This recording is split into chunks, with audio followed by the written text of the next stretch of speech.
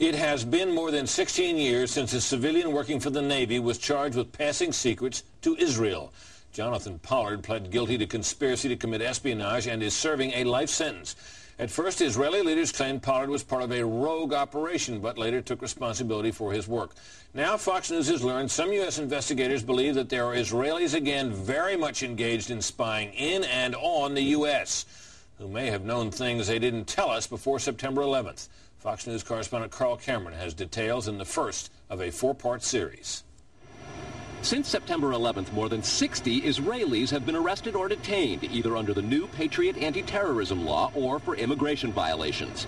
A handful of active Israeli military were among those detained, according to investigators, who say some of the detainees also failed polygraph questions when asked about alleged surveillance activities against and in the United States. There is no indication that the Israelis were involved in the 9/11 attacks, but investigators suspect that the Israelis may have gathered intelligence about the attacks in advance and not shared it. A highly placed investigator said there are, quote, tie-ins, but when asked for details, he flatly refused to describe them, saying, quote, evidence linking these Israelis to 9/11 is classified. I cannot tell you about evidence that has been gathered. It's classified information. Fox News has learned that one group of Israelis, spotted in North Carolina recently, is suspected of keeping an apartment in California to spy on a group of Arabs who the United States is also investigating for links to terrorism. Numerous classified documents obtained by Fox News indicate that even prior to September 11th, as many as 140 other Israelis had been detained or arrested in a secretive and sprawling investigation into suspected espionage by Israelis in the United States.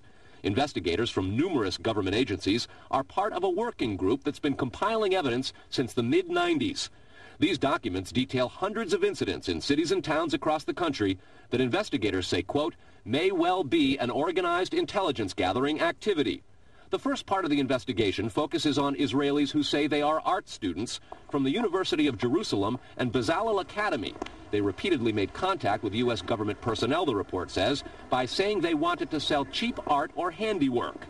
Documents say they, quote, targeted and penetrated military bases, the DEA, FBI, and dozens of other government facilities, and even secret offices and unlisted private homes of law enforcement and intelligence personnel.